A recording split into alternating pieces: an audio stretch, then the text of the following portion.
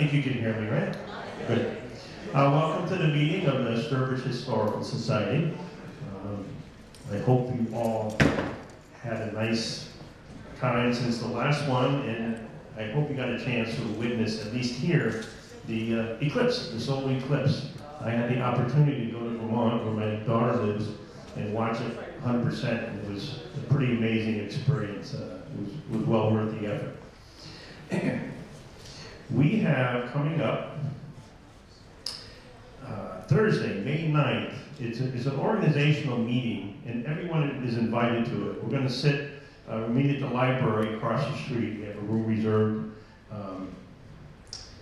at 6:30, and we're going to start planning for programs for next year. That's always a lot of work. It's a lot of work, a lot of effort, and the more people that participate, the more interesting it is and the easier it is. So if you have any interest or any ideas for programs for next year, please join us at the Joshua Hyde Library, May 9th, which is a Thursday night, at 6:30.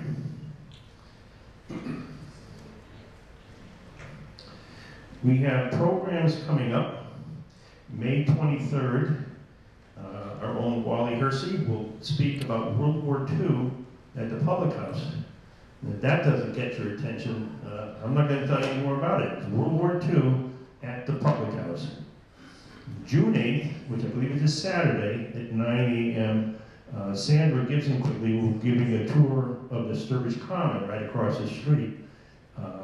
It's about roughly an hour and a half. We're meeting at 9 a.m. And it's really interesting. There's a lot of interesting stories about the Common.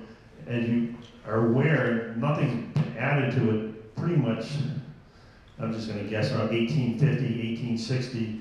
Nothing, no buildings have been built since then, so it's pretty much intact, and there's a lot of history and a lot of interesting stories surrounding it, so I hope you can join the Sandra on June 8th for a tour of the Sturbridge Common. Way down in September, I think we mentioned this before, but just a reminder, September 3rd of this year, it's going to be a Tuesday, we'll be celebrating the arrival of the Marquis Lafayette. Everybody knows who he was, right? He was a very young Frenchman who came and offered his services to Washington during the American Revolution, served through the Revolution, in battle, was wounded, and just loved the United States. And in 1824, as we were beginning to celebrate the 50th anniversary, he was invited back because he was so young at the time of the war. He was able to make the trip back, and he toured the United States, all the original colonies and the additional states, for 13 months, starting, I think, in New York City. And his last tour in New England was in Sturbridge on September 3rd. So they're trying to do it the same date, the same timetable as Lafayette did in 1824, 1825. So on September 3rd of this year, on Tuesday, it'll be at 6 p.m. Lafayette will arrive on the Sturbridge Common, and we know he came up Charlton Street, which is a road that leads down to the waterway. He arrived on a common and went through an arch, which we will have. He was greeted by local militia, which we will have. There was fife and drum martial music, which we will have. There were speeches. He was greeted by veterans of the Revolution, which we will have. And afterwards, it will be concluded with the dinner at the Public House, details to be made known. But I believe the public's invited by reservation, and of course you'll have to pay for it, but it'll be an interesting meal with these friends of Lafayette and this group that will be touring. This group that is touring, the American Friends of Lafayette, is spending like a year and a half doing this entire recreation of his tour, so it should be interesting. One of the things he did in Boston was they timed it for his arrival to lay the cornerstone of the Bunker Hill Monument, so that must have been a pretty impressive event to do. All right. Tonight, we're going to talk about the Civil War. Our local, well, I'll read what I have on Wally. Wally Hersey grew up in Medford, where he refined his interest in local history. Having moved to Sturbridge, it was only a matter of time before he took an active part in Sturbridge history. A photographer for more than 45 years, his 2017 book, Follow the Light tells of his photographic journey. Wally retired as a registered nurse in 2019. Today he lives in town with his wife, Mary, and is active in town boards, volunteers at Tanglewood, and writes for the Sturbridge Historical Society on their Facebook page. And he does a wonderful job of coming up with anecdotes and old photographs. I look forward to seeing that. So tonight he's going to talk about the Civil War. We've all learned about the Civil War, the big battles, Lee, Grant, Gettysburg. Wally's going to focus on how a little town like Sturbridge was affected by the Civil War. Just exactly how did it affect the town? How was it involved? Did it send any young men off to war? That hopefully will be covered in tonight's program. And I brought a few items over here at the table for afterwards, at the end of his discussion. If you'd like to come up and look at them, I'd be happy to answer any questions. But please welcome to talk about Sturbridge in the Civil War, our own Wally Hersey.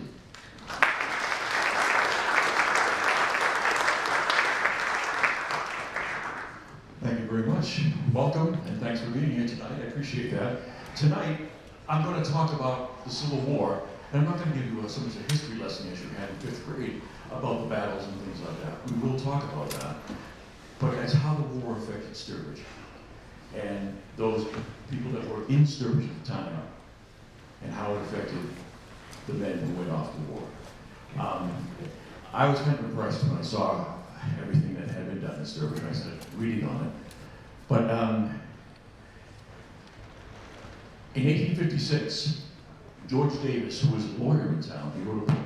It was called the Historical Sketch of Sturbridge and Southbridge.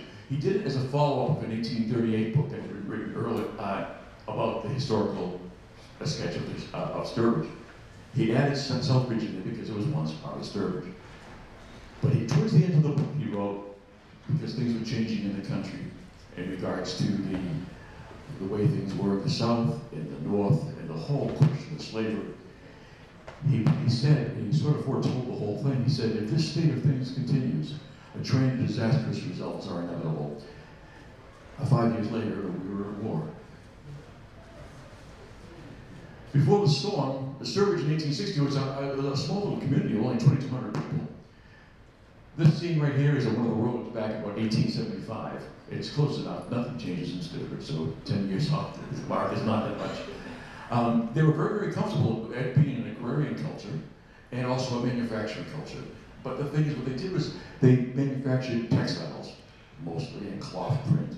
And they did some iron work, and they also manufactured guns down off the common before, but mostly it was textiles, cloth, and farming.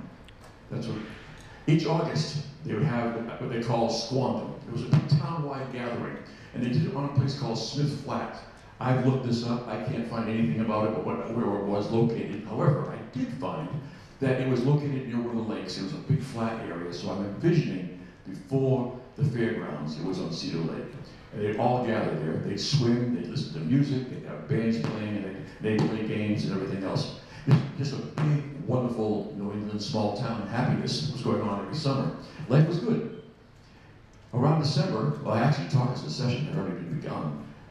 In December of 1860, South Carolina seceded from the Union. On March 14th, Abraham Lincoln was inaugurated, and 4 weeks later, on April 12th, the Confederates bombed Fort Sumter in South Carolina. On that very same day, President Lincoln called up 75,000 men to respond.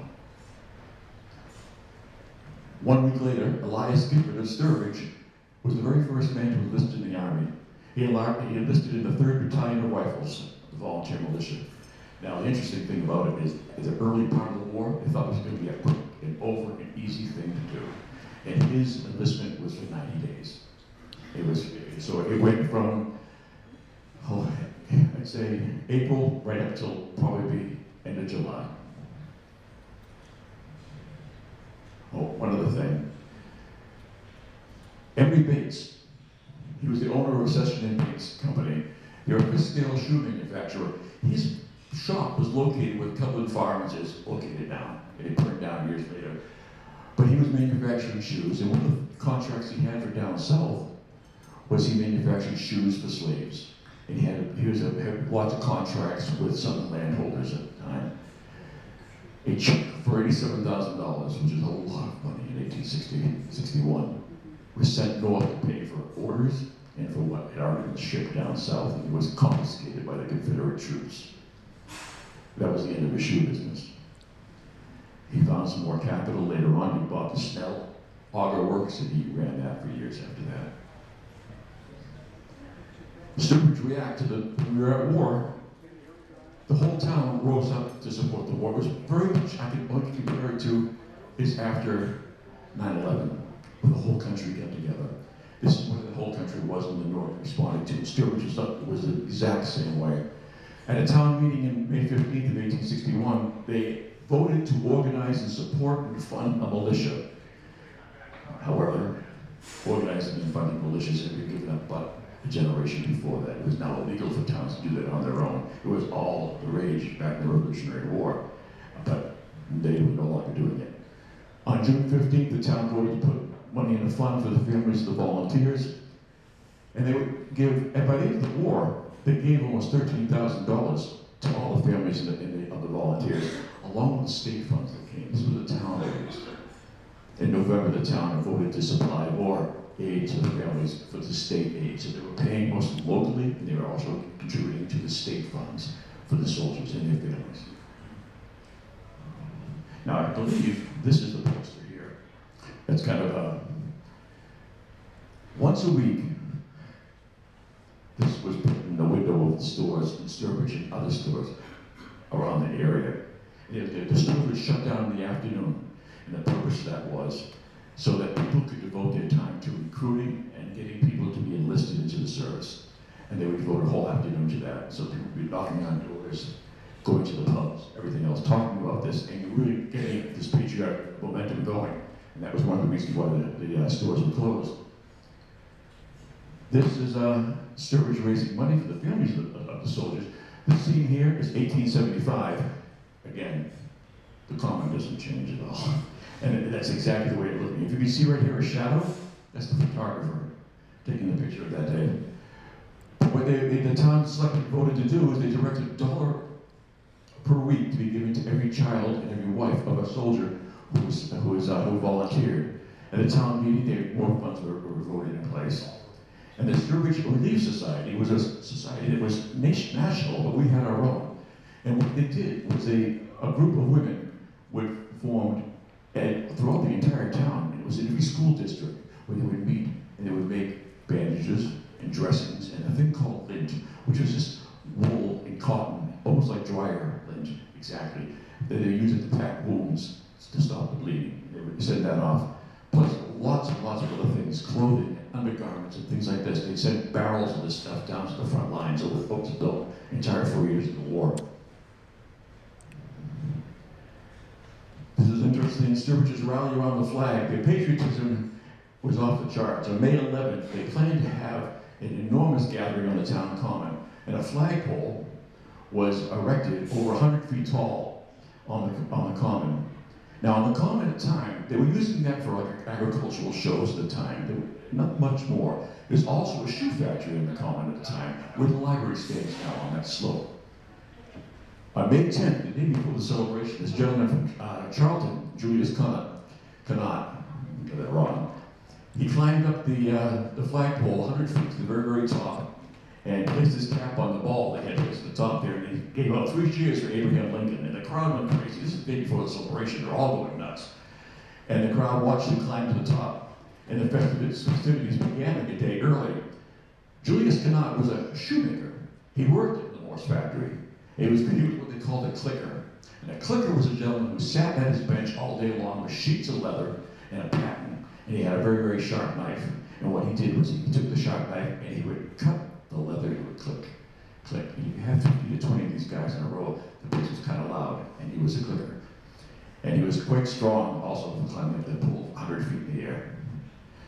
There was also a lot of music, band, the band music afterwards, and food. And a large barge, they called it a barge, it was a float, filled with women in white dresses with American flags. And that was the culmination of the celebration that day.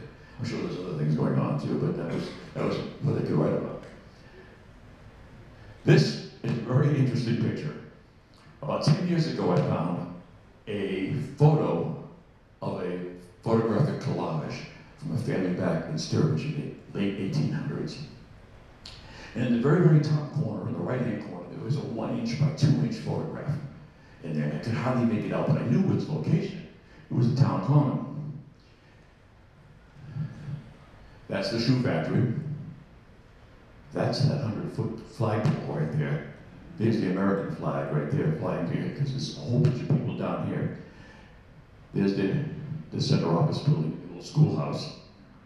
Sadie Green's is over here. To me, it looks like they were celebrating something. And it was around the time that all the other pictures in the thing were taken, around the 1860s.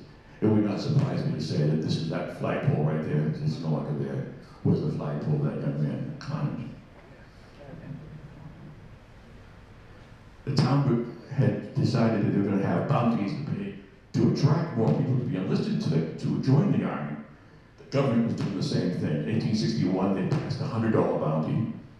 The town meetings were increasing money for bounties to be paid for people to get more people to join it and for service. And then in March of 1863, they were giving $300 to a recruit for 3 years of service. And if you did more, they give you $400, which is a, and think about that, in 1861, 1862, that's a lot of money. In the fall and the winter of 1863, the entire town went nuts to get people to recruit, to get them into the service, and they had a big patriotic fever. They went from door to door, they had parties, they had church gatherings. It was just very, very intense, and it worked. It worked. They hit an awful lot of people. $9,150 was appropriated by the town on account. An additional $9,488 was raised by voluntary contributions. People just giving the money so they could use it to give the bounties to these soldiers. The Commonwealth repaid anything that the town had expended for bounties to be paid.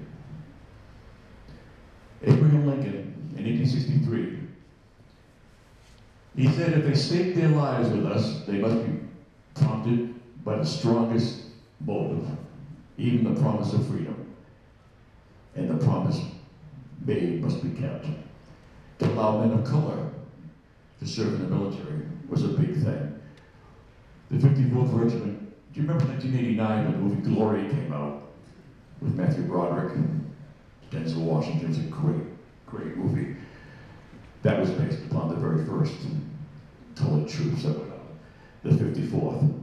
There were several other ones from Massachusetts. You'll notice that the colored troops in Massachusetts were the 54th Regiment. That's all.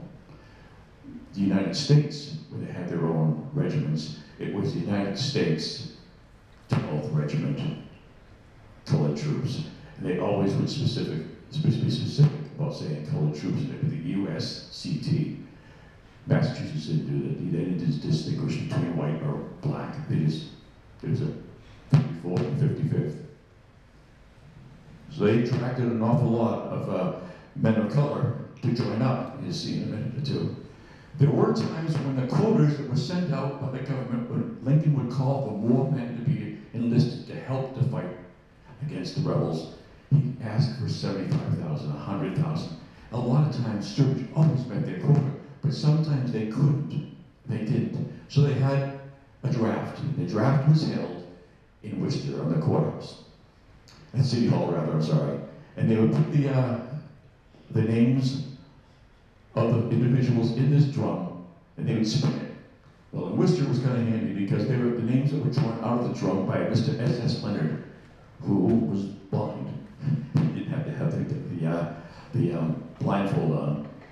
And what they ended up doing is that they would take the number of the person out, and they were considered to be drafted. In the winter of 1864, Sturbridge avoided the draft in another call-up for 500,000 men by meeting their quota. That was a heck of a thing to do. Not all towns met the quota when they were called up. They continued to fill their quota. Each time there was a call-up, except for that time when there was a draft, and there was occasionally a draft. A town committee was formed to raise more money to pay for bounties. That was a continuous thing, but an official committee was now formed. In 1864, a 500,000 man call-up was issued. Sturbridge responded extremely well. And the newspaper that was in the area at the time was the Southbridge Journal. And they offered the following, which is kind of good if you can't read that.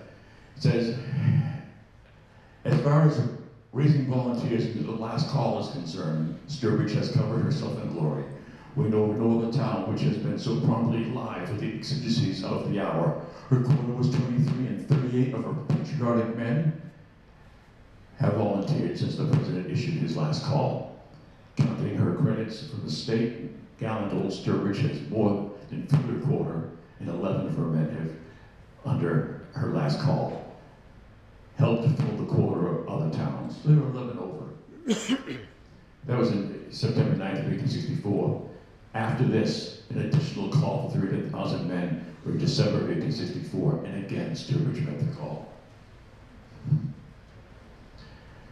Now, I told you I wasn't going to go into a whole bunch of battles, and you might have a whole bunch of history. You might be very, very good at Civil War history. But I'm not going to go on it, but it did affect us here in Sturbridge. The Battle of Antietam in Maryland, it went on for some time, almost an entire month. It was one of the bloodiest battles, if not the bloodiest battle in the Civil War. The Sturbridge men lost in the Battle of Antietam. Significant.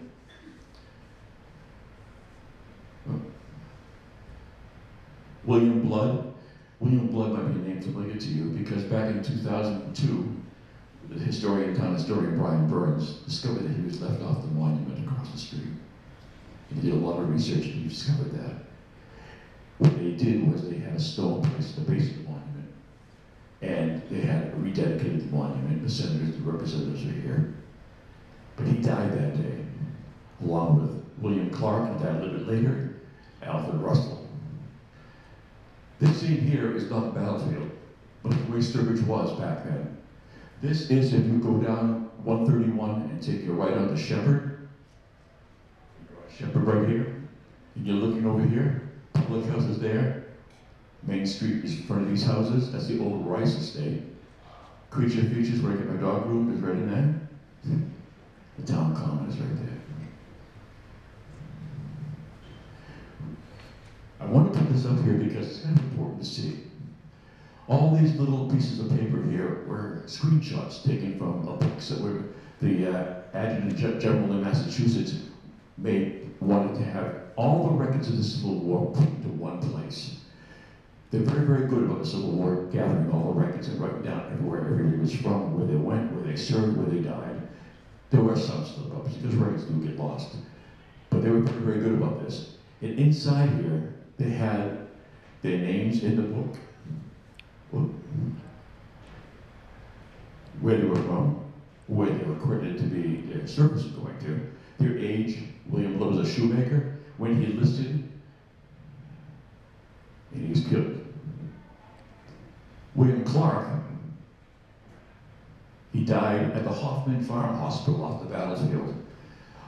During big battlefields at Gettysburg and at Antietam, they had hospitals set up in farmhouses around the battlefield. Alfred Russell, he died at Antietam as well. And William Carter, he had died of disease previously at Harrison's Landing, which is another battle they did. This is what Hoffman Field Hospital is today. You can tour it. Susan Hoffman Farm in Keysville, Maryland. They did the surgeries down here on the first floor. In the back window, they'd open up and throw the limbs out together in a pile. And then the orderlies would take them away every day and bury them. William Clark died of his wounds a couple weeks after he was shot. And here's a section that I was considering, do I want to talk about this at all? But you have to, it's the history. Not all were heroes. There were 7 deserters from Sturbridge, possibly more. On September 10th, I'm going to talk about this particular one because it was a large article I found, it's a couple decades old. It was written and I found it online. On September 12th of 1862, Private his company on the way to the Battle of Antietam. He and two other guys. They came across a field with a pig in the field, and they started to climb over the fence to grab the pig. At the same time, the landowner's slave was coming back from town on his horse. Knowing he was outmatched, he rode up to the porch where the landowner was staying, and he told him what he had seen down the road. The landowner got on his horse and went down there. He told him to drop the pig, stop what they were doing, and the two of the three men, pushed the old man down and stabbed him with a bayonet and killed him. All three of the men ran away.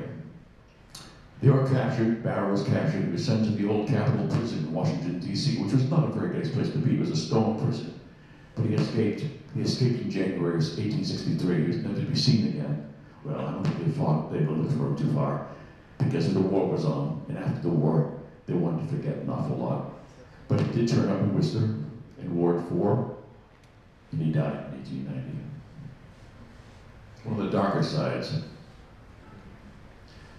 The 17th Regiment of Massachusetts Infantry, and these people here that I'm showing you here, they're the ones that are on the monument that you see out by the library. If you ever wondered what those names meant, this is who they are. See, this one here, Charles Whittemore, this was the initial thing in that book they told you about. He didn't have his name as being killed in action or dying. When I did further research in his platoon and his regiment, he did die April 25th. He is on the monument. John Blodgett, he died of disease in Newburgh, North Carolina, which is the scene of a major battle down there. An awful lot of Sturbridge men died in Newburgh.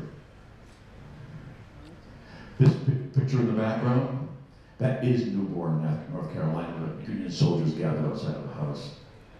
They're a Massachusetts unit, not the unit this group was from. How many people have heard of Innocent Prison in Georgia? It was like the Hanoi Hilton compared to it during the Vietnam War. In Stalag 17, we had more material, but much more brutal. This 45,000 Union troops were held there during the war and captured. They were also held in smaller prisoner of war camps throughout the South. This was the major one. 13,000 Union soldiers died of disease and malnutrition. 5 men from Sturbridge died there as POWs. 1 is buried there in the National Cemetery. These men here died in prison. Arthur Walker, Waldo Allen, Private Patrick Gavin, Private George McMaster, and Alfonso Charles. He's buried at the National Cemetery in Andersonville. These men, William Allen and James King, were captured, but they were paroled. In other words, they were probably caught at a lesser prison and let go in exchange for other Confederate prisoners.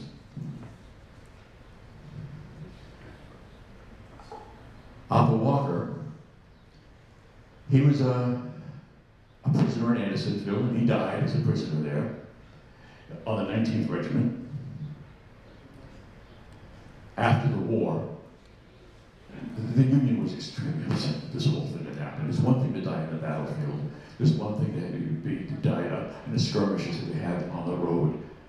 But to capture a soldier and to hold him in the conditions they held him in, because the North held people, but they didn't hold him in that bad a situation. They were very, very upset.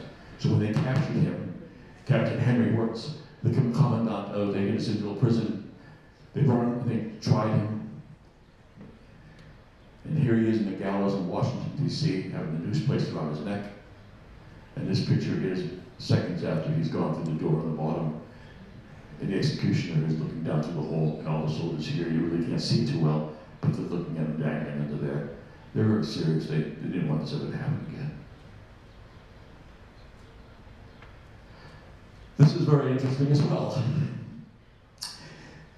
Corporal Ferdinand Rogers of the 21st Regiment of the U.S. Volunteers. He was at the Battle of Newburgh, and he was wounded. He took a wound to the chest. He was pretty much hurt pretty badly. He said, "It's okay, Doc, it's only a flesh wound," but he went on. He did not go home. He stayed there. He was wounded the first time on March 14, 1862. And he's wounded the second time on August 30th, that same year. He was hit in the leg. But that wound was bad enough to send him back to Sturbridge, where he sort of hung out here for 18 months recovering, doing what he could do, but he had to get back to the fight. So he re-enlisted in January 1st of 1864. What ended up happening thereafter was, I'm sorry to walk over the screen like that, at the Battle of Cold Harbor, over Bethesda Church, he was killed on June 2nd of 1864. Initially, when he came back home, after being wounded the first time, he was considered safe. And he was recorded as being safe and being home. So he was never put on the monument. He's not on the monument either. There's two more besides William Blood.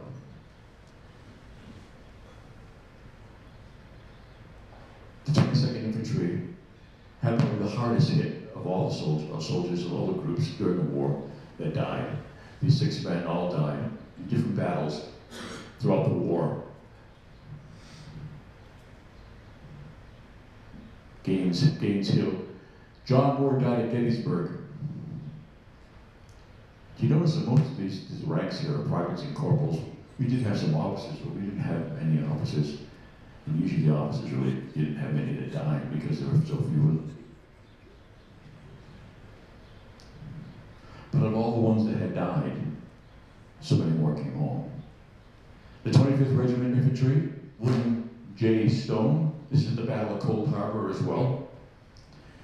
He was shot and wounded on June 3rd, 1864, and he died a couple of weeks later in Washington, D.C. There's a large regional hospital there. That's where he died. I put this up here because the 31st Mass Infantry was down in Louisiana. Fort Jackson. Thomas Hearn was down there, and he died of disease.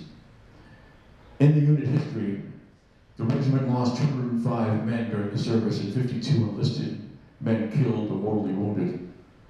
3 officers and 150 enlisted men died of disease.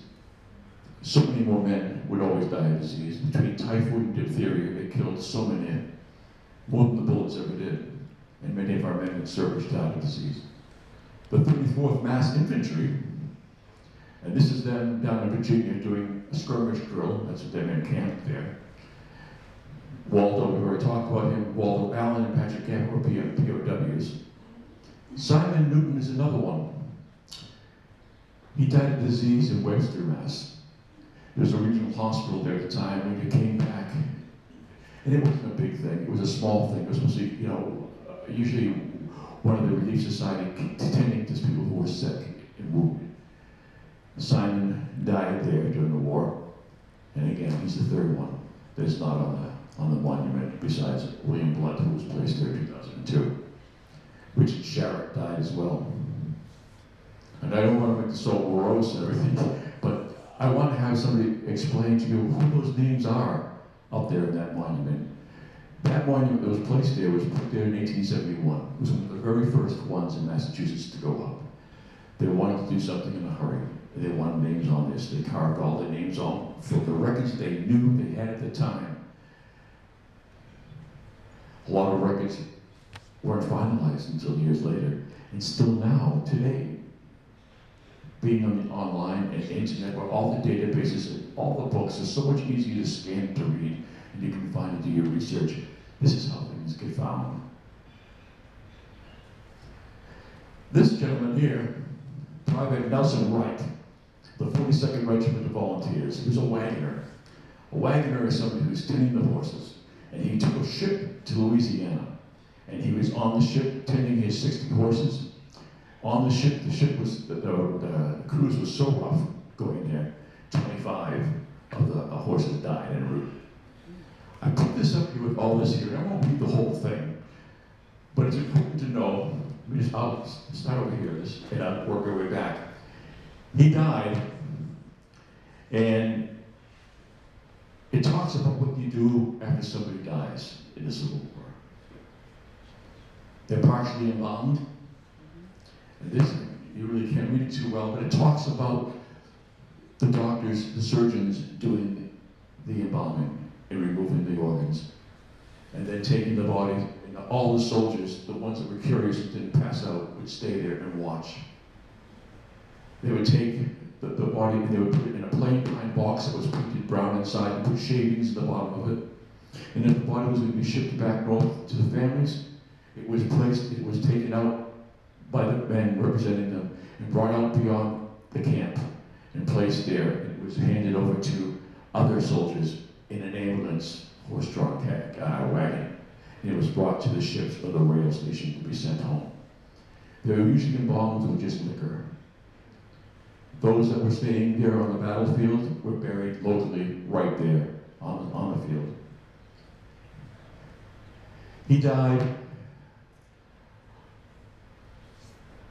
of typhoid fever, something he picked up when he was down there in Louisiana, as I said. This is the history of his unit, and they spent, this went over 2 pages completely talking about what they did with the young men that died on the way to send them home. The 56th Regiment of Volunteers, these were a great bunch of guys. They looked like they were really happy. A bunch of sergeants here gathered around the table. There's 2 sergeants here, Sergeant J. Arthur Johnson and Sergeant William D. Marsh. After the war, the Grand Army of the Republic was an organization like the American Legion, or the VFW, and that was formed. And our local was named after this gentleman here. He enlisted twice. In his second enlistment, he died.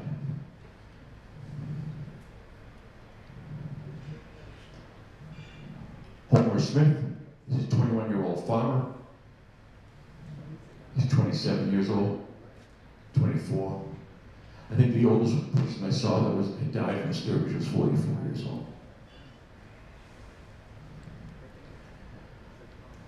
This is George McAllister, the 57th Regiment of Mass Volunteers. Interesting thing that they wrote, the unit, and every unit had their own history that was written after the war.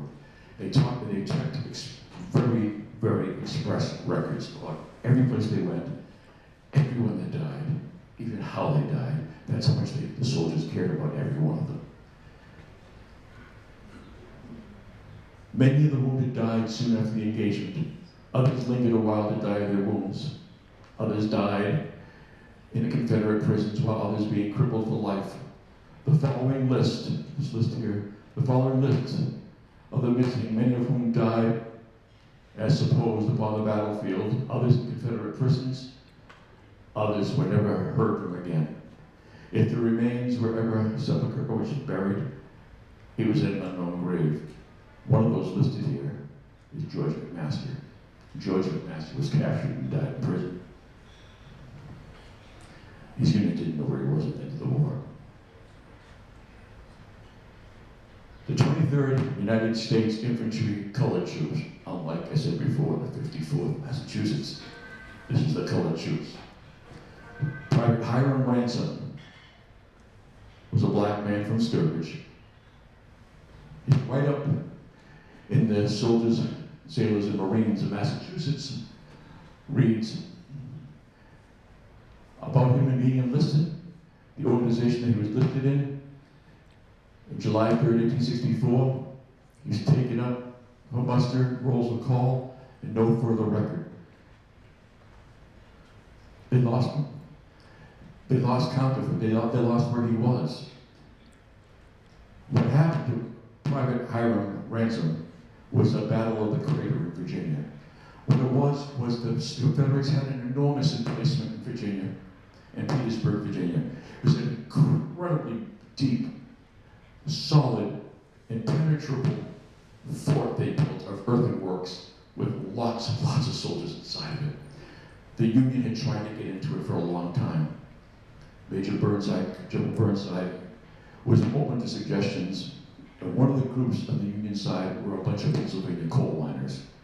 They decided, what if we dug a tunnel underneath the Confederate emplacement, and we packed it with black powder, and lit a fuse, and blew them to heaven. And we liked the idea. So, for weeks, with nothing more than their knives, the small shovels they had, these Pennsylvania coal miners, They went under there, they dug a 500-foot tunnel underneath it. They packed it with 4 tons of black powder. And they had an 800-foot fuse that they lit outside. It worked like a charm. They packed around the black powder with sandbags so the blast would go up and not out into the sides.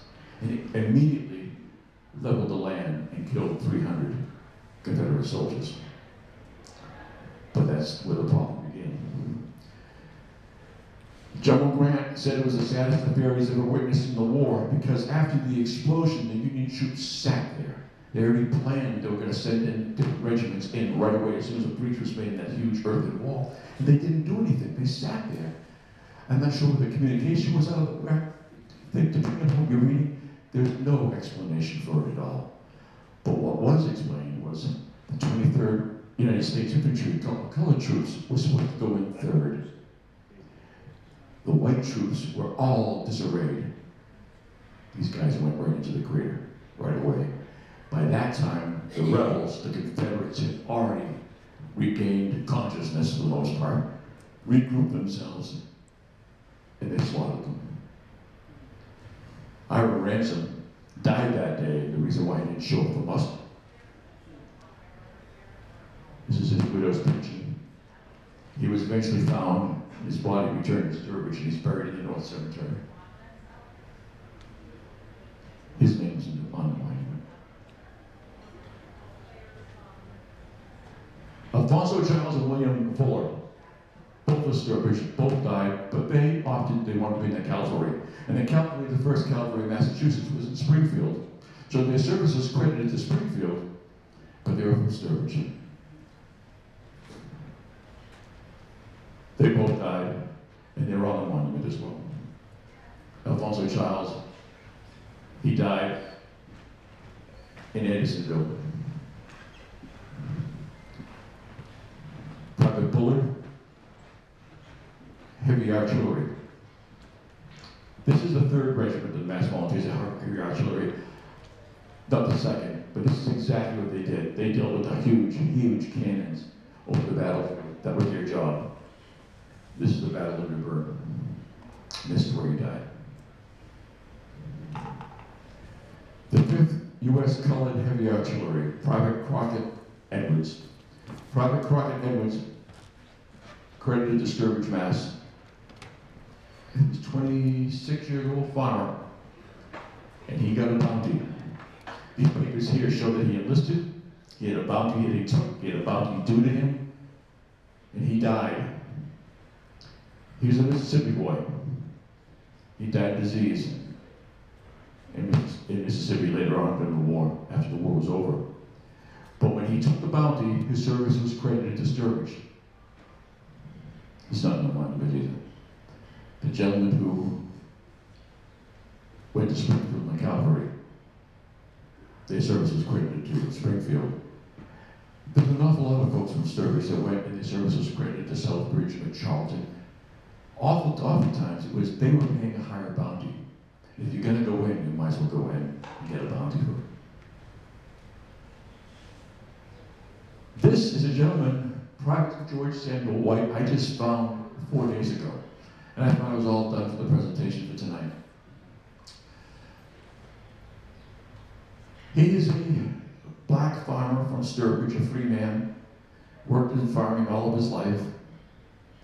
He joined the 54th Massachusetts Infantry from the movie Glory. They had so many recruits.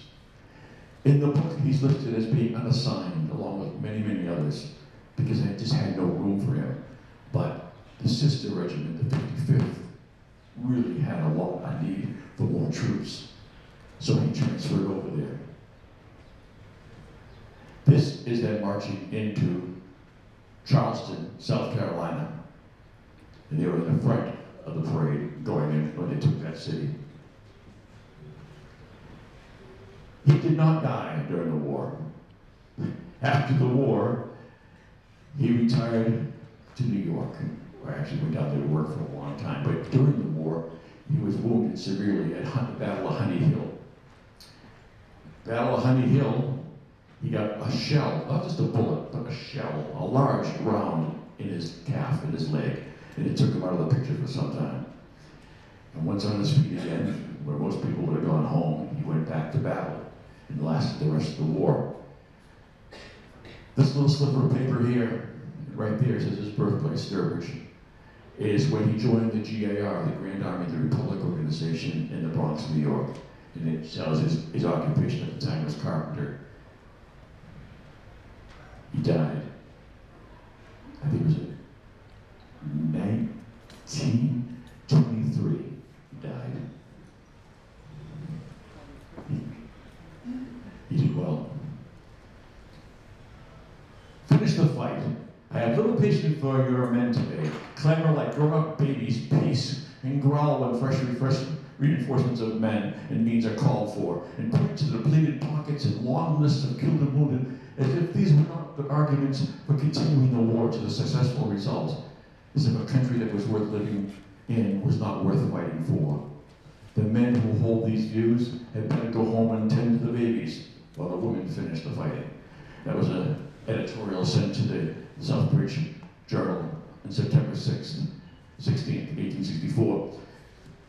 As with any war, no matter what era it's in, there was always people that were displeased with it, and people that are very for it.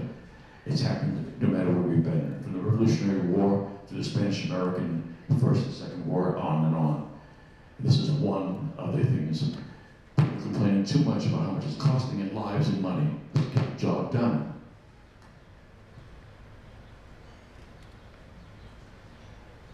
Now, this is unique. I hope that some people have heard this story before. I hadn't. Years ago I heard it. I learned it right after I came here. But this gentleman here, Deacon John Phillips, 104 years old, right there, well known in Sturbridge for many, many years. On election day of 1864, he and his son arrived at the town hall across the street to vote. And when he walked out, he got off the carriage and walked into the town hall with his son. The people saw him coming at 104 years old. The respect was given to him. They lined the sidewalk and let him in. And they lined the hallways into the town hall to let him go to cast his vote. When he got to the ballot box, he had marked his thing and he said, "I vote for Abraham Lincoln." And he said it very, very loudly. And then after that, he cast his ballot and he went through the entire place. There's veterans from every branch of the service, in the Navy, in the Army, some even older than that would be back as far as 1812, already fighting, but they're all there. He shook everyone's hands in the entire town hall that day before going off on his own. And a person captured the moment and wrote this letter to Washington, D.C. President Lincoln, I send you this with pamphlet with the centenarian Deacon John Phillips of the celebration of his 100th birthday, and to happily inform you that he is living now in his 105th year. He's a Democrat of the Jeffersonian School, voted for Washington, the President of the United States, and yesterday voted for you in your re-election to this honorable and responsible place. He rode from home 2 miles to the town hall with his son, Colonel Edward Phillips, aged 79, to cast his vote. He entered between two unfurled flags of his country, bearing on them the stars and stripes, and at the time rising with uncovered heads to do him homage. And when I offered to vote to take his choice, he says, "I vote for Abraham Lincoln." He has been, for several years, the oldest citizen in town, and is now probably the oldest man in the Commonwealth. I have the honor to be, and he signed it, F.W. Emmons. Surprisingly, in November of that year, 2.5 weeks later, the town received this reply from the executive mansion in Washington. "My dear sir, I have heard of the incident at the polls in your town, in which you bore so honored a part, and I take the liberty of writing to you to express my personal gratitude for the compliment paid to me by the suffrage of a citizen so venerable. The example of such devotion to the civic duties in one whose days have already extended an average lifetime beyond the psalmist's limit cannot be valuable and fruitful It is not for myself only, but for the country which you have in your sphere. Sheriff, so long and so well that I thank you, your friend and servant, A. Lincoln. It's quite considerable. All those letters, the letters sent from Sturbridge to the White House and from Lincoln's, are in the Library of Congress now. This we'll talk about a little bit more in a bit, that portrait of Lincoln. This lady here, I found, did some discovery about her. There is a little bit of discrimination about her being born here because we have no birth record at Town Hall, because they don't have them before that time, in 1817. We have no birth certificate. We just have countless things of 18th, 19th century encyclopedias of famous people saying she was born here, and a couple of other documents. But she's said to have been born here in 1817, and she's responsible for the integration of the schools in Rochester, New York, before the Civil War. She went there to become a teacher, and she was given the worst school in the basement of a church where the black children were being taught. And she said that she thought it was incredible to be segregated like this, and she would have it integrated within 2 years. And she did. Rochester was the very first city in the country to integrate their schools. She was a colleague and friend of Susan B. Anthony, Frederick Douglass, A.E. Post, William Lloyd Garrison, who wrote the Liberator newspaper out of Boston. She was very much a suffragette, a woman's right person, and an abolitionist, anti-slavery. She's a free thinker later on. She was instrumental in getting 400,000 signatures on a petition that was presented to the Congress. That petition was the reason why the 13th Amendment that outlawed slavery was passed. Active in women's rights movement with a friend of Susan B. Anthony, as I said. One thing she did do is that she went down to Washington, D.C. and became sort of the director or the matron of the National Orphans Asylum in Washington. And when she was there, she met an awful lot of people. One of the people she met was Mary Todd Lincoln, her dressmaker, Mrs. Keckley, and she arranged for a meeting with the president with Sojourner Truth. Sojourner Truth was a former slave and an abolitionist who was touring the country talking about anti-slavery. Miss Lucy Newell Coleman died in 1906 in New York. This might be familiar to some people. This is Sojourner Truth, or a meeting there with Abraham Lincoln. That's a composed picture that was a photograph taken at the time. And these documents here, the only thing I have to say that she was born here, besides what I've read in other books, an encyclopedia of who's who back in the 18th century, is her daughter's death certificate from the Commonwealth of Boston. When her parents went to pick up the girl's body, they had to give their birth places, and their birthplace, the husband was born in Newburyport, Mass, and she was born in Sturbridge. William Willard lived on Hall Road. Well, not on Hall Road, on Willard Road. You go down 131, where Hall Road intersects the road there, and you take your left onto Hall Road, and you look up on the knoll over the 131, that's where his house sat. He liked to paint portraits using photographers. He had Matthew Brady have President Lincoln sit for a photographic session in Washington, D.C. Matthew Brady being a famous Civil War photographer who traveled all the battlefields, and his studio was in Washington, D.C.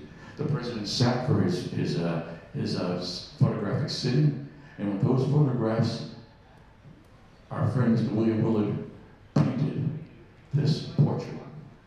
This is the portrait they chose in 1909 to go on our penny. These are the charcoal drawings he did prior to doing this portrait here.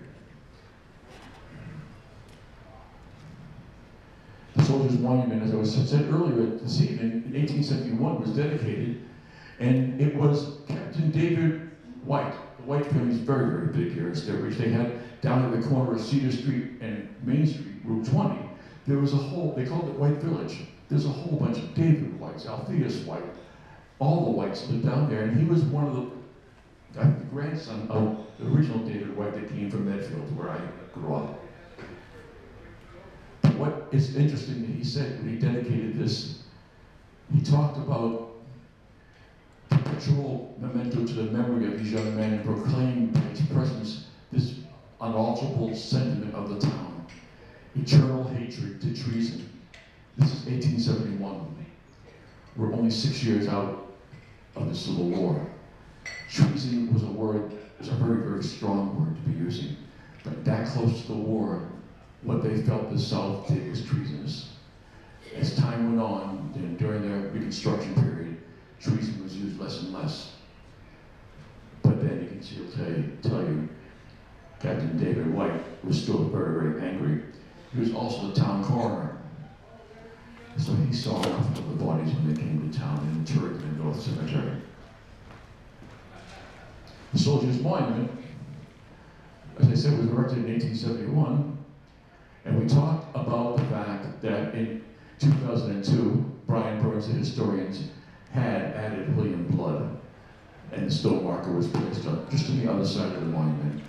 In 2023, we discovered that Crockett Edwards, Simon Newton, and Ferdinand Rogers, which I reviewed with you earlier tonight, were missing from it as well. And the only reason we were missing from it, the original one in 1871, was because they were dealing with books and papers, and then they finally put them all together in the 1930s, that soldiers, sailors, and Marines volumes, I think there's 9 volumes, or 11 volumes altogether in that set. They didn't have what we have today. So those are the ones that were on there that hopefully will be there. Now, so I'm going to wrap up in the next couple of minutes. I want to say this. As I'm looking around for things, I'm looking for things totally different. And I talked about the 3 that aren't on the monument. This here is the town of Sturbridge Registry of Death. And on this, let me stand in front of you so you can see it a little bit easier. There are several people on here that died in 1862, I believe.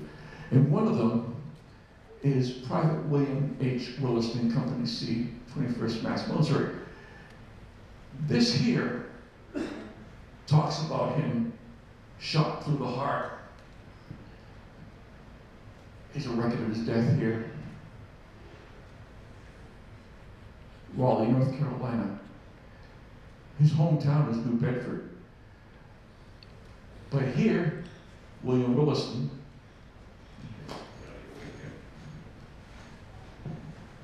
on the official, it's gone crazy on me. On the official registry in the town hall, at one time, it says that William Williston, here it says place of death in hometown. He died in Newbern at the battlefield in his hometown of Sturbridge. His place of residence, I should say, place of residence. So, this is Sturbridge. He's here. Where is he? He's from New Bedford, and he's on their honor roll in New Bedford as being there. I can't find him down there as being buried down there, and he's not in any of our cemeteries here as well. My question is, where is he? Where to go? His mother was the informant at the time that this was filled out. She's listed here, as well as his father. When they came here while he was away and they set up shop, they're not listed as residents here in town at all. I don't know, but all I know is that we have a man who was returned to Sturbridge as his hometown. Now the next thing is to find out what the rest of the story is.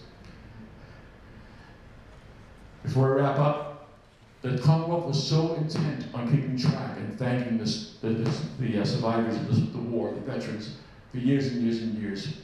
They published how many Civil War veterans they had in each town. In Sturbridge, in 1905, there were 33. In 1915, there was only 13 left. Civil War veterans. Here, William Allen, died September 17, 1931. Levi Chase died on February 15th, 1931. The longest living Civil War veteran to pass away in Sturbridge was Melvin Shepherd in 1938. This is the last slide, and I'll let you go. Thank you so much for your patience tonight. This was given to me just recently, this broadside, by Bob Arnold, our Sturbridge historian member and also well-known photographer in the area. This is a celebration in Sturbridge on July 4th, 1865. Avery B. Taylor was the president of the day, an honor that we gave to very important people in town. He was a businessman, this is him right here. He was also the postmaster at the time. They were all going to meet at the Common. They were going to have prayers, songs. They were going to walk up to the church and have some more singing. And one of the things I thought was kind of interesting, we hold these truths to be self-evident, that all men are created equal, and that they are endowed by their Creator, and there are certain unalienable rights, that among these are life, liberty, and the pursuit of happiness. And those words from our own Declaration of Independence during the Revolutionary War were read by E.I. Pitts, the gentleman who was selling shoes to the slaves and slave owners at the beginning of the war. So I hope the gentleman had an epiphany as he spoke those words that day. You just see the things came full circle. Thank you very much. Is there any questions that anybody have?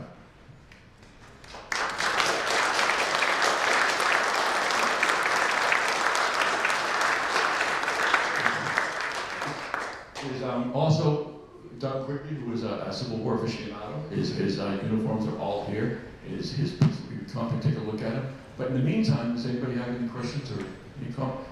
Yes, Bob. May I make a grand announcement, Mr. Yes, yes. May 23rd. It's coming very quickly. Right here in the old burial ground, we have brought back a ceremony that took place in 1939. The teachers at the Sturbridge Center School brought us first and second graders outside. We placed geraniums at the graves of each of the Revolutionary War soldiers that are buried here in the old burial ground.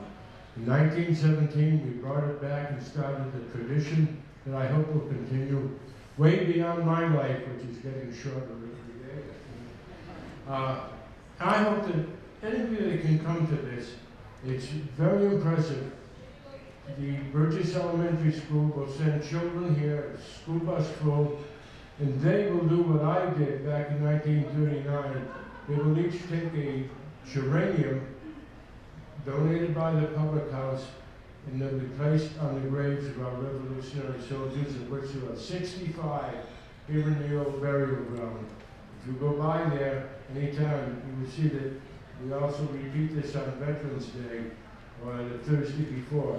You'll see an American flag donated again by the public house, and another busload of children will do as we did in places. It is impressive to watch, and we are very, very honored to have the Daughters of the American Revolution now coming, groups of them come and join us, and the Sons of the American Revolution are the honor guard, and they come and they present the flag and play taps at the end. Please join us. I'd love to see a crowd out there in honor of our Revolutionary War veterans. Thank you, Bob. On that note, I'd also like to announce to everybody, if you haven't already heard, that over the winter, the Mass Historical Association was looking for nominations for people that had done incredible work in their hometown, in their area, regarding history and the things they had done for Sturbridge. And Mr. Robert Breer was nominated, and he is going to be awarded an award by the MHA at Devon's, not Fort Devens anymore, in June this year. It's a wonderful honor, and please join me in congratulating Mr. Breer.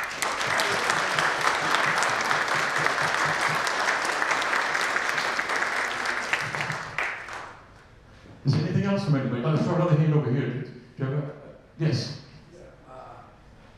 It's like, it seems like a contradiction in a way that the town was raising money to sort of pay the people so they wouldn't have to participate. But I already had. I'm sorry. I should have been a little bit clearer about that. Bounties were given to people to join up to enlist. If you were drafted, and then also, the town would raise the money and pay the gentleman the bounties. The state would reimburse the town at a period of time. The federal government was also paying bounties too, so we could back off on paying them, but we also paid them when we had to really push it. You could also, if you got drafted, you could also do one of three things. You could either A, pay $300 and you get yourself out of the draft. Or you get somebody else, if I get drafted, I can have Bob go in my place. And if Bob agreed, I'm out of it. Okay? Or the other thing is I could go and just serve, and that's all I could do. There was a motion that went before a town meeting to ask if they would gather money, collect money to pay for those soldiers that wanted to pay the $300 to get out of the draft. And the town voted no. Did it help? Okay. And what was the ethnic makeup of the town at that time? Like the Industrial Revolution had started in this area.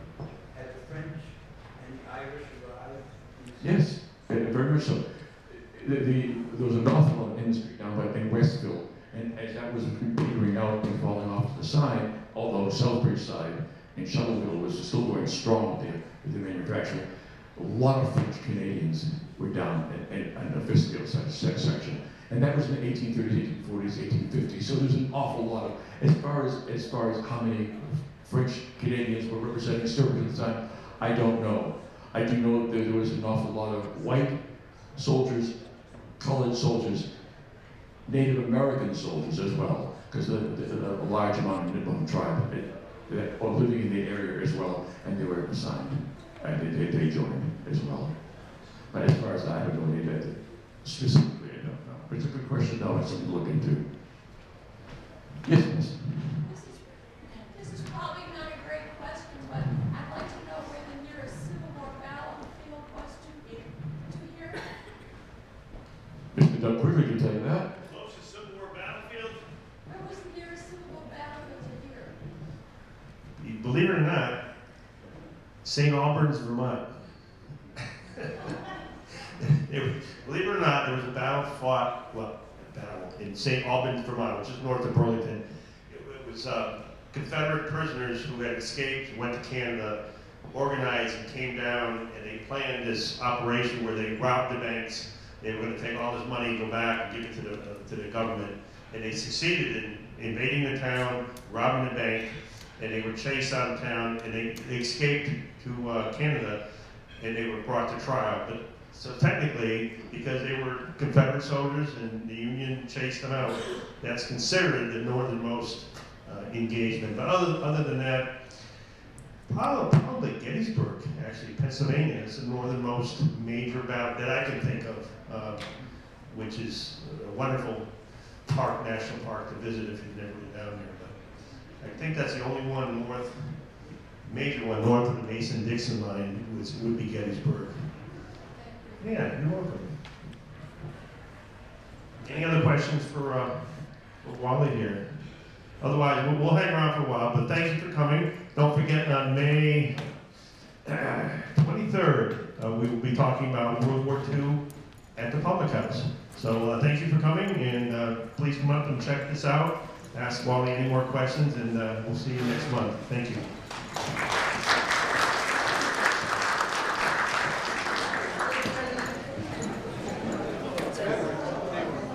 This is just your basic infantry. All these guys we're talking about, this is what they would have been issued and kind of living with and carrying around. Yeah. Is that 58 caliber? My eyes aren't very good. It looks 58. Yeah. okay, it looks a little small. That's the Civil War is the first time they went from the round ball to this design was invented by the Frenchman Claude Monet. was kind of shaped like a rocket. It had rings on it for cleaning, and it was hollow in the back so it could be made undersized. So when it was fired, you got one, yeah. That just looks small to me. It does. It may just be my eyes tonight. Yeah, I mean, it might be 5, 6, you know, they were made slightly under the size of the barrel Yeah, itself. just the ones I've got.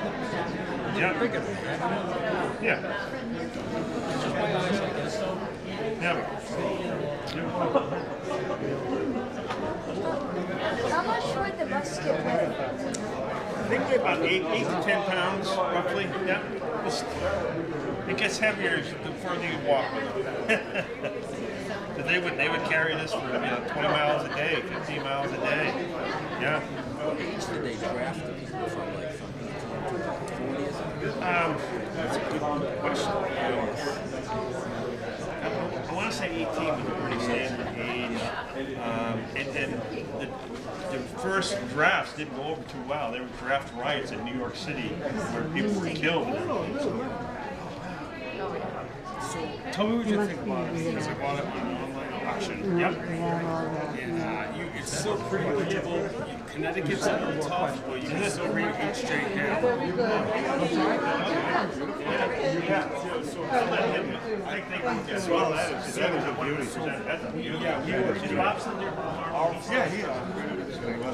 Our first Sturbridge Historical Society event was your underhand. So these were issued? And, Yeah, this is a reproduction, obviously. Right.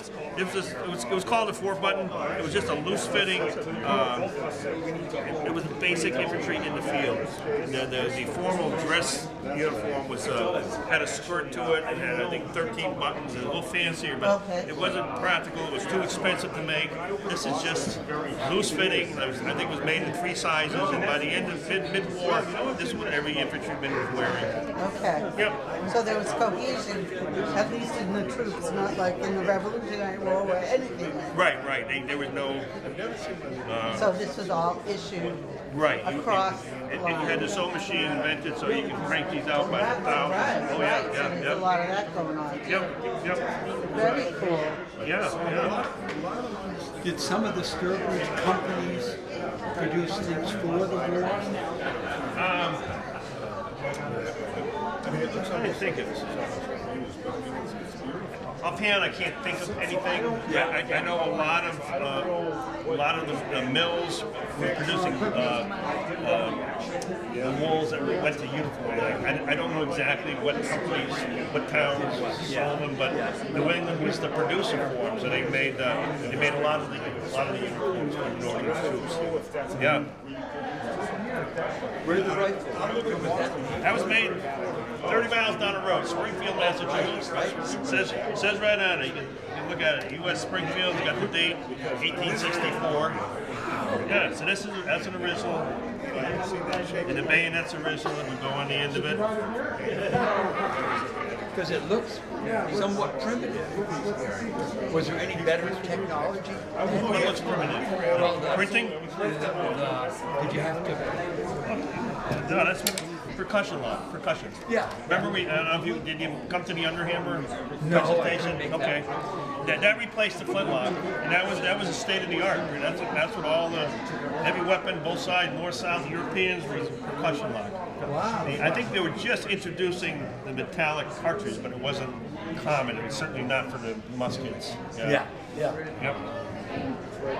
I mean, it sounds primitive, but it was pretty consistent. It went off almost every time. It's a lot better than the flintlock. Yeah. Right. Yeah. It's a nice example there you got. That's an original? That's an original, yeah. That's a The only thing, the bands on it don't look right. Can you, the bands were Yes. I think this was a claymore put together. These are 61 bands. You're completely right. You're right. They're flatter and they're wider. Yep. yeah. It's what got me going. I said, look, you know. But if you look, it's a got the beautiful cut for the piece. swell. swell in the ramrod, and that went away in '63. Oh, you got a swell there? Yeah. But it took it. It had the cut for it in the stock. So I wonder if kind of a transitional piece. They still have some of these old stocks and bands left, and they have extra locks, so they just put them together, get them out there. That's my theory. I think you're right. I know Bannerman after the war, they grabbed all the parts and they made guns and sold them. Together wherever they But could. it's still That's a good beautiful. observation. I'm impressed. You've got that. Yep. Thank You're you. absolutely right. Yep. Well, I've been at it for about 40, 50 years. All right, so you're a newcomer. So I know.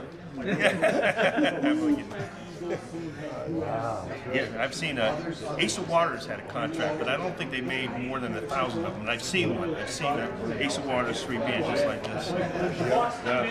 I've seen the locks from Ace of Waters. Have you? Yeah. Some nice locks, yeah. Yep. I don't know if they made them for somebody else or what, but I don't recall they made too many of them. No. Like you say. Right. Yeah. So can you tell me about what you said about the ramrod and they got? Throughout in 1861, there was an 1861 model. Yeah. When I say model, it's just the style of the gun. Yeah. And the distinction was that the ramrod, in most ramrods, is just a straight even rod all the way down. And see how that's got like a swell right there, like a swelling up. Yeah. And they put that so that, and they cut into the stock a little bit so that would grab and it would stay in. It wouldn't fall out by itself. Otherwise, they sometimes had a internal spoon or a spring that would hold it in. But this was another way of doing it. But it was I think it was too much of a production to make that. Yeah. You know, compared, and then to have this. So in 1863, they came out with a new model. And what they did was they went to a straight ramrod and they made it a little bit thicker. See how these bands, the bands at the bottom, how they're flat, they're kind of wide. They narrowed them a little bit. They made it more round. And instead of just being held on by these springs, they slid down until that snaps in. They had a screw. They had a lip on both sides with a screw going to it, so it was held on by just tightening it up.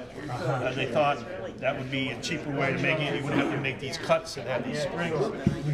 And then the angle of the hammer. In the 61, it had a curve to it. It's hard to describe. It was slightly different shape, and that's because it accommodated the door for the 55. The cap roll. Yeah. Maynard lock. Thank you. So 63, they made this lock better. They changed, but what happened is funny with the bands, held on by the screws. They eventually would slip and fall off. The soldiers hated them. They went back to putting these springs in to hold them in because the improvement didn't work. And the 64 was slightly modified, very minor changes in them. And you had to use that at every shot? Every shot you had to put the bullet down. You reach in your cartridge box, you grab the cartridge, right? Paper cartridge, tear it off, pour the powder down, put the bullet down, stop. Not yet. You can pull this all the way out, reverse it, push that bullet all the way down. The head is sit all the way down. If you went halfway, you might blow up. Put it back. And you could easily get shot doing that. And then you cocked it, took a percussion cap, and now you're primed and ready to go. There was one musket found at Gettysburg. If you're a beginner and you forgot to put the cap on, and you couldn't, when you're near a battle, you can't tell if your gun goes off. This is so noisy. He loaded another one. They found a musket that had 11 bullets, one on top of the other. It never went off. Good thing it didn't go off, because the guy would be in a moon. Blow up on them. But that's because they didn't have. Is this an original? No, that's a reproduction. That's repro, yeah. So people They were so big. Scary though. You get hit with that, you're done. I dug some up from the backstop of some of these chutes, and when it hits the dirt, it just. I mean, a bullet like that went in, and when it came out the other side, it would leave a hole like that because it was just soft and it would expand.